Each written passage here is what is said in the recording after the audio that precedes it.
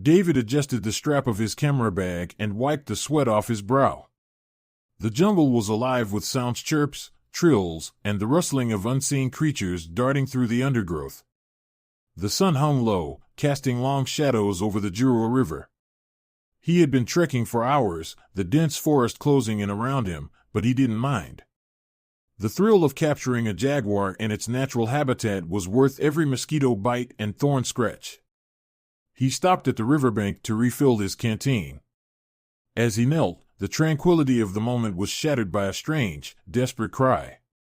It was high-pitched, almost like a baby's wail, but layered with a resonant hum that sent a shiver down his spine. David froze, straining his ears to locate the sound. It came again, louder this time, carried by the river's current. His eyes scanned the water, and there it was, a small, writhing shape caught in the swirling eddies. It wasn't a log or debris. It moved with frantic energy, struggling against the pull of the current. Without hesitation, David threw down his pack and leaped into the water. The river was colder than he'd expected, and the current stronger. He pushed through the resistance, focusing on the struggling creature. As he got closer, his breath caught in his throat.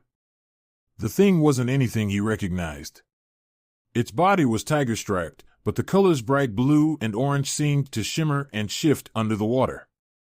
It had 6 small, flailing limbs, and a sleek, amphibian-like form. David reached out, his hand closing around the slippery, panicked creature. Its skin was strangely smooth, almost gelatinous, and its body radiated a faint warmth. Holding it tightly against his chest, he kicked back toward the shore, the current tugging at him with relentless force. By the time he emerged, he was soaked, gasping for air, and trembling from the exertion. He laid the creature gently on the soft moss near the riverbank, his heart pounding. For a moment, it lay still, its vibrant skin dimming. Panic surged through him. Had he been too late? Then, with a shudder, the creature emitted a small, trilling sound, and its body began to glow faintly, a pulsating, bioluminescent light. Its 6 limbs twitched, and it opened large, almond-shaped eyes that sparkled like liquid mercury. David stared, transfixed. Whatever this was, it was not of Earth. Its gaze met his, and he felt an odd sensation, a faint, soothing hum at the edge of his mind, as if the creature was trying to communicate. "It's okay," David murmured, not knowing why he felt compelled to reassure it. "You're safe now." The creature tilted its head, cooing softly as it nuzzled into his hand. Despite its alien appearance, there was something undeniably innocent, almost childlike, about it. David wrapped it in his jacket to keep it warm, marveling at how light it was, almost weightless in his arms. As the forest around him settled back into its usual rhythm, David couldn't shake the feeling that saving this creature was only the beginning of something far bigger. For now, though, he focused on keeping it safe, unaware of the watchful eyes observing him from the shadows of the trees. The fire crackled softly in the clearing as David leaned back against a tree, his jacket wrapped protectively around the strange creature. The forest was alive with nocturnal sounds, but David's attention was fixed on his unusual companion. It had stopped glowing and now emitted a rhythmic purring noise, as if it were content or perhaps recovering. Under the firelight, David could see its skin more clearly. The vibrant stripes shimmered faintly, their hues shifting with each movement. It seemed to be breathing steadily, its 6 tiny limbs twitching now and then as though it were dreaming. But what could a creature like this dream about? Where had it come from? As these thoughts raced through his mind, the forest suddenly grew quiet. The usual cacophony of frogs and insects ceased, replaced by an eerie stillness. David's instincts flared, and he gripped the handle of his machete. His eyes scanned the darkness beyond the firelight. Then he heard it, a low, guttural growl, followed by a series of soft clicks. It was a sound unlike anything he had heard in all his years of photographing wildlife. His pulse quickened as shadows shifted in the trees. Something was out there, several somethings, moving with deliberate, almost predatory grace. Before he could react, the firelight caught a glimmer of movement. Stepping into the edge of the clearing was a creature similar to the one he had rescued, but much larger. Its stripes were deeper, its form more muscular, and its eyes glowed faintly, reflecting the firelight. Behind it, several more appeared, their sleek bodies moving silently, their 6 legs carrying them with an unnerving fluidity. David's hand tightened on the machete, but the creatures made no move to attack. Instead, they circled the clearing, their eyes fixed on the small cub in his arms. The tension in the air was palpable, and David's heart pounded as he tried to decipher their intentions. Were they here to reclaim the cub? Or was he in danger? The largest of the creatures, a leader, perhaps stepped forward. Its gaze met David's, and he felt a sudden, overwhelming sensation in his mind. It wasn't painful, but it was deeply alien, like a wave of unfamiliar thoughts brushing against his consciousness. Images and emotions flooded in, a vivid picture of the cub struggling in the river, a surge of gratitude, and then a question, almost like a whisper in his mind, why? David hesitated, unsure how to respond. It was drowning, he said softly, as if the creature could understand his words. I couldn't just leave it. The leader tilted its head, its eyes narrowing slightly. The hum in David's mind grew stronger, and more images appeared, the cub safe in his arms, the firelight, the creatures watching from the shadows. They had seen everything. Another wave of emotions followed: relief, gratitude, and something deeper, a cautious trust. The leader stepped closer, its movements graceful and deliberate. It emitted a soft trill, and the others seemed to relax, their tense postures softening. David exhaled, realizing he had been holding his breath. The leader extended one of its limbs, touching the edge of David's jacket where the cub lay. The little creature stirred, its bioluminescent skin flickering weakly as it let out a soft coo. The leader made a clicking sound, and the cub responded, its eyes fluttering open. David watched, torn between awe and confusion. "You're its family, aren't you?" he asked, though he knew he wouldn't get an answer. The leader's gaze shifted to him again, and he felt another wave of thoughts. This time, there was no question, only gratitude. The pack gathered closer, their forms blending into the shadows as they surrounded David. He should have been terrified, but instead, he felt a strange calm. The leader gestured with one limb, and David understood it as an invitation. They wanted him to follow. "Where are you taking me?" he asked, though he already knew they wouldn't respond in words. Clutching the cub tightly, he stood and extinguished the fire. The creatures waited patiently, their glowing eyes watching his every move. As he stepped into the darkness, guided by their faintly glowing forms, David couldn't help but feel that he was stepping into the unknown, a world far beyond anything he had ever imagined. The journey through the forest was surreal. The alien creatures moved with a grace that seemed to defy the laws of physics, their bodies flowing seamlessly through the dense undergrowth without making a sound.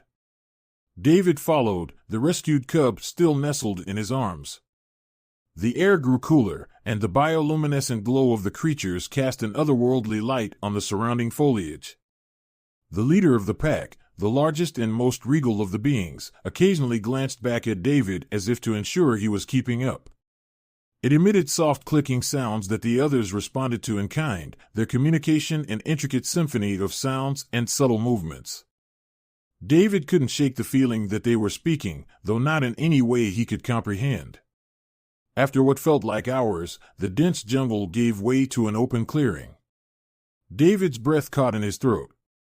In the center of the clearing stood an object that was unmistakably alien, a massive, organic structure that looked like a ship, though it was unlike any craft David had ever imagined.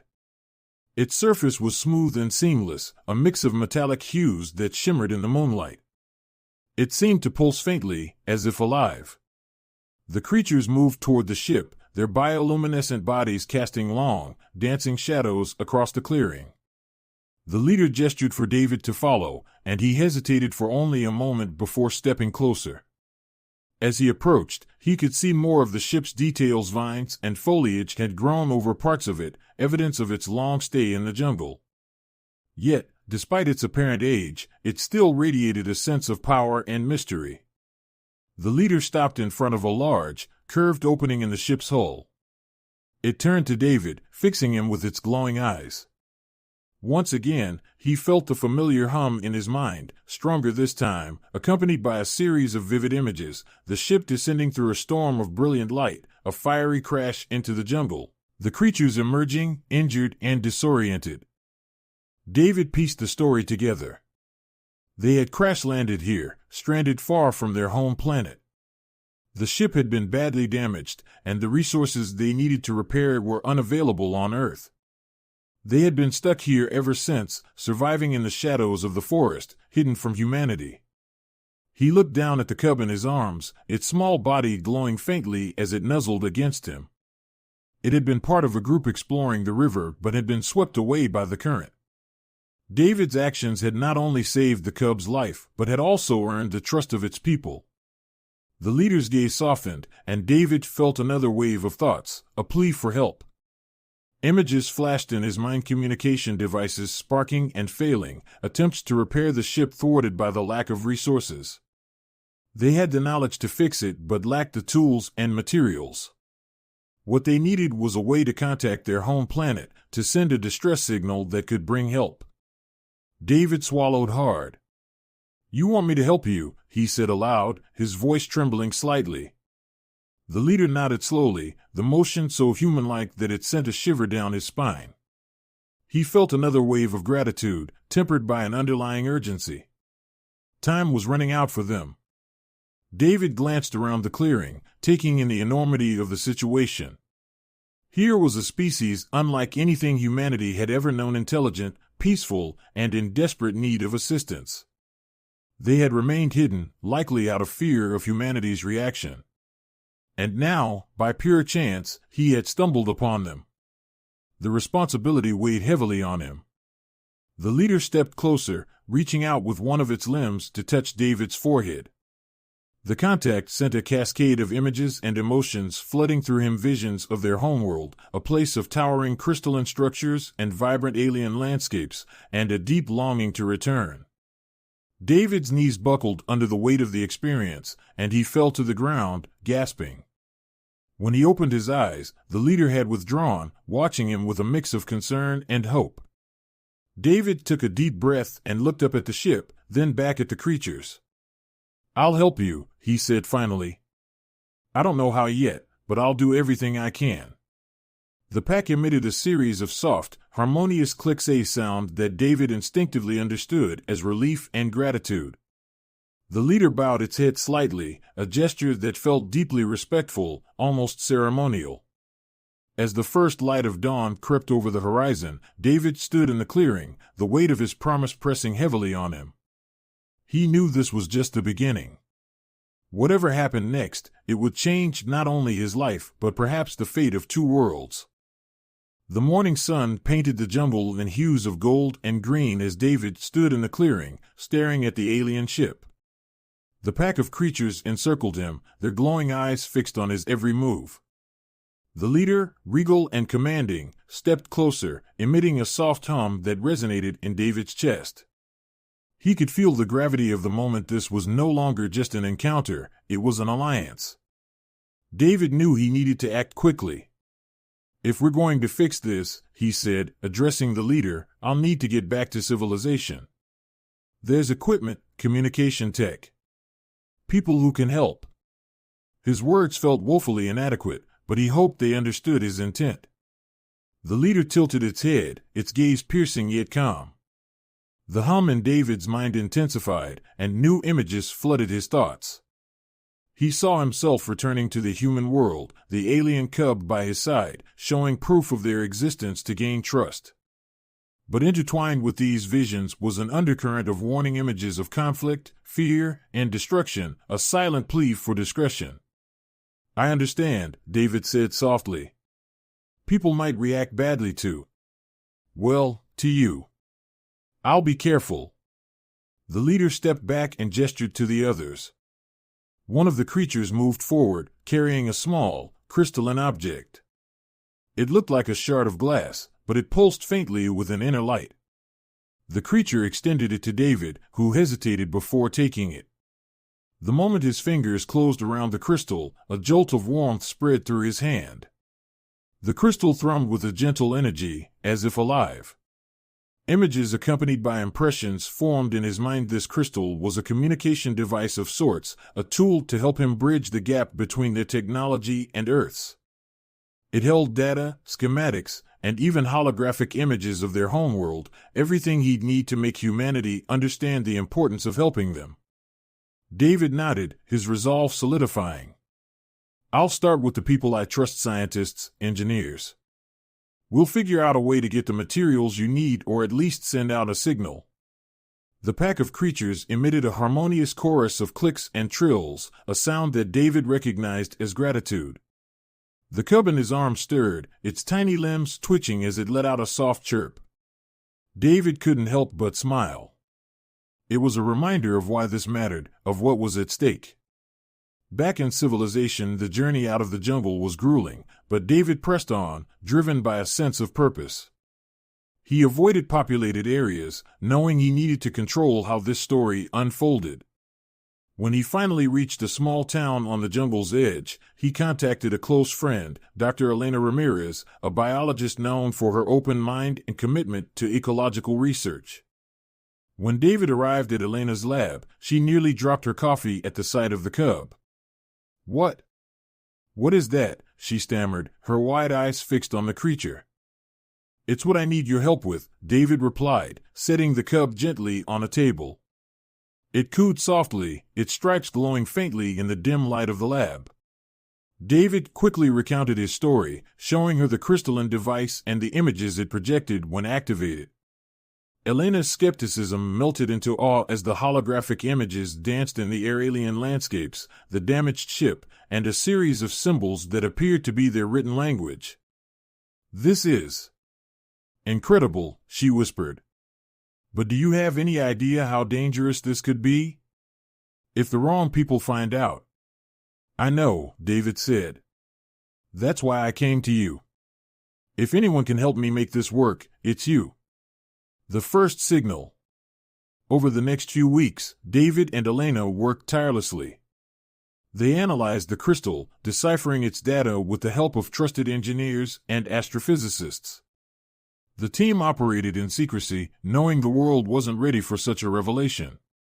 Finally, after countless sleepless nights, they managed to amplify a signal using Earth's satellites.